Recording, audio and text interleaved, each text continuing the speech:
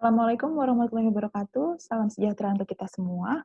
Ketemu lagi dengan saya Apin Puriski Rada Putri, dosen pengampu mata kuliah Manajemen Strategi dari Program Studi Manajemen, Fakultas Ekonomi dan Bisnis, Universitas Bandar Lampung. Baik, kita langsung masuk ke materi pertemuan ke-13 ya. Pertemuan kali ini kita akan membahas mengenai evaluasi dan pengendalian. Oke.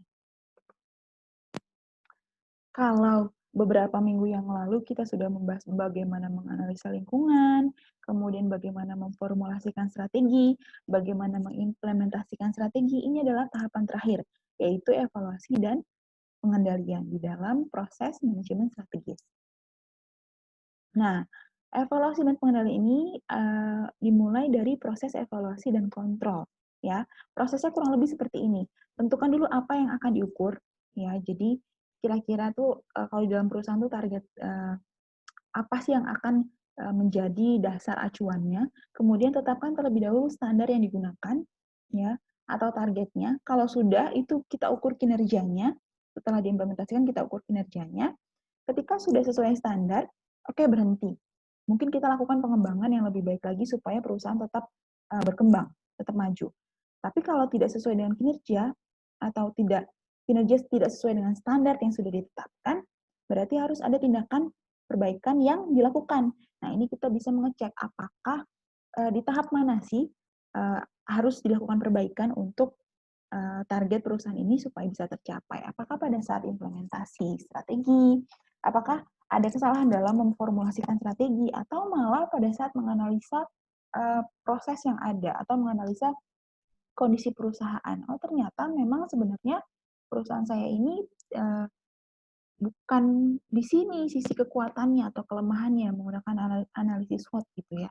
Jadi ketika memang belum mencapai kinerja itu belum mencapai dengan standar yang sudah ditetapkan, maka harus ada tindakan perbaikan.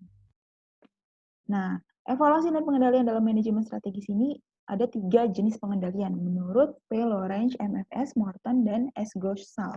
Ya, di sini ada 3. Yang pertama itu pengendalian strategis, yang kedua pengendalian taktis, yang ketiga pengendalian operasional.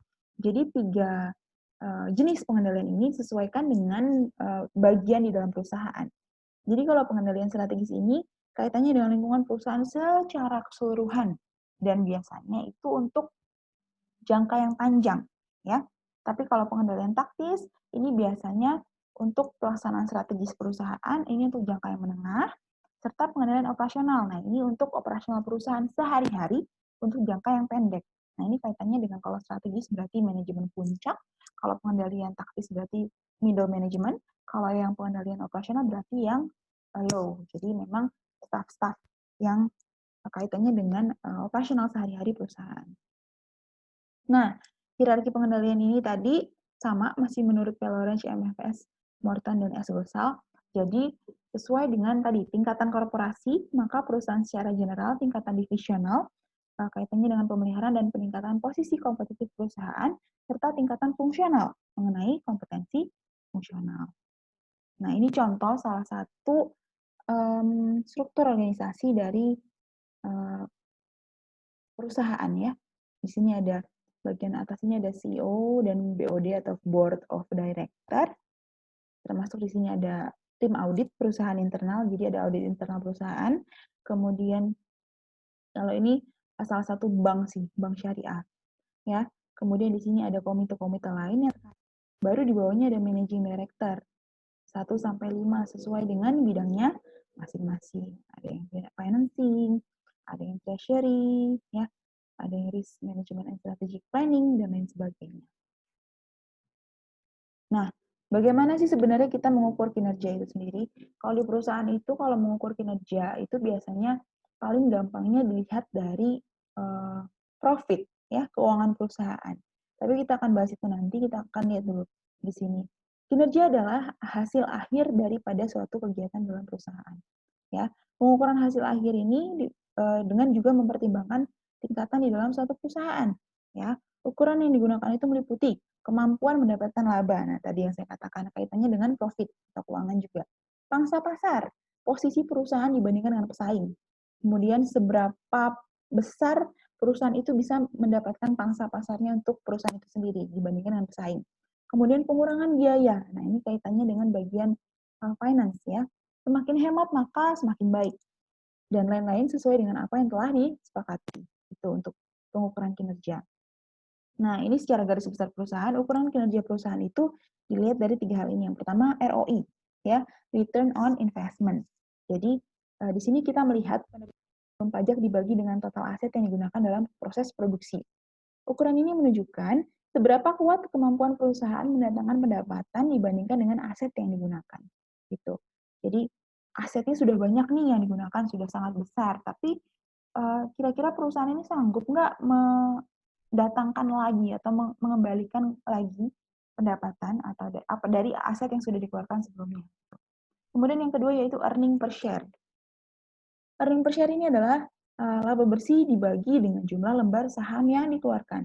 Ya, hal ini menunjukkan penerimaan yang akan menjadi bagian daripada setiap pemegang saham. Berapa persen sih yang akan didapatkan oleh pemegang saham suatu perusahaan? Ya. Kemudian return on equity, penerimaan dibagi dengan modal yang digunakan oleh perusahaan. Ya, cara ini dilakukan khususnya untuk melihat tingkat pengembalian perusahaan atas kegiatan operasional dibandingkan dengan kekayaan perusahaan itu sendiri. Gitu. Oke, nah beberapa bentuk pengendalian di dalam perusahaan, karena kita membahas mengenai evaluasi dan pengendalian, ada 3 bentuk pengendalian. Yang pertama behavior control, ya, kita mengecek apakah strategi perusahaan itu ya sudah dilaksanakan sesuai dengan kebijakan atau aturan atau standar yang berlaku gitu. Kemudian yang kedua, output control. Ya, ini fokusnya terhadap hasil. Kalau hasilnya memuaskan, terserah mau pakai proses yang seperti apa, yang penting hasilnya memuaskan. Kalau misalnya tidak memuaskan, maka akan jadi kerjanya gitu. Kemudian yang ketiga, input control. Fokus kepada sumber daya yang digunakan. Nah, ini kaitannya dengan proses produksi, kemudian efisiensi dan efektivitas perusahaan. Nah, ini adalah salah satu contoh penilaian kinerja ya, key performance indicator KPI dari salah satu perusahaan BUMN. Ini adalah salah satu penilaian kinerja untuk pegawai di bidang manajemen SDM ya, di sumber daya manusia. Di sini ada bagian perspektif finansial, customer ya. Untuk perspektif finansial, ini kaitannya dengan biaya administrasi pegawai. Nah, kalau ini semakin rendah, semakin bagus atau lower is better. Tapi kalau persentase penurunan biaya pengelolaan SDM, ya otomatis higher is better. Nah, kalau dari sisi perspektif customer, di sini ada respon time terhadap keluhan pegawai. Semakin cepat, semakin baik. Berarti lower is better. Dan seterusnya. Beda-beda di sini. Ini masih ada lagi. Ya, kaitannya dengan internal business process, learning and growth. Nah, ini semua berdasarkan teori dan acuan yang berlaku juga di dalam balance scorecard gitu. Ya. Nanti kita akan bahas mengenai balance scorecard. Nah, evaluasi dalam mengimplementasikan strategi sini mungkin saja terjadi penyimpangan biasanya karena yang pertama, strategi tidak berjalan sebagaimana yang diharapkan.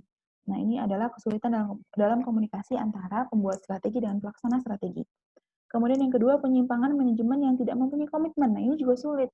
Ketika manajemen itu menyerahkan semuanya kepada staff-nya gitu ya, kepada pegawainya, sedangkan manajemen sendiri tidak punya komitmen, maka karena memang manajemen ini yang mengambil keputusan, ya jadi staff ini melakukan strateginya juga nggak optimal gitu.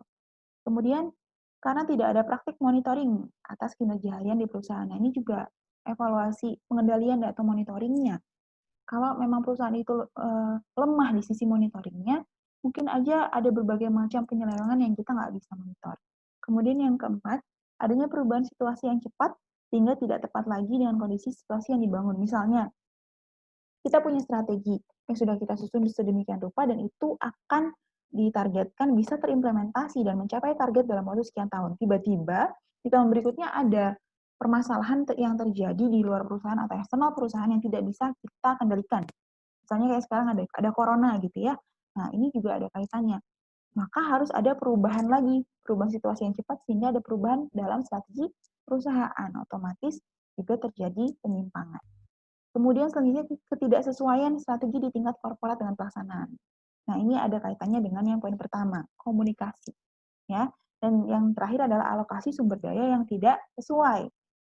Nah, ini juga bisa terjadi. Oke, untuk video yang kali ini, pertemuan ke-13 kali ini bagian yang pertama, sampai di sini kita akan lanjut di bagian kedua. Saya tutup untuk video kali ini, wabillahi taufiq walhidayah, wassalamualaikum warahmatullahi wabarakatuh.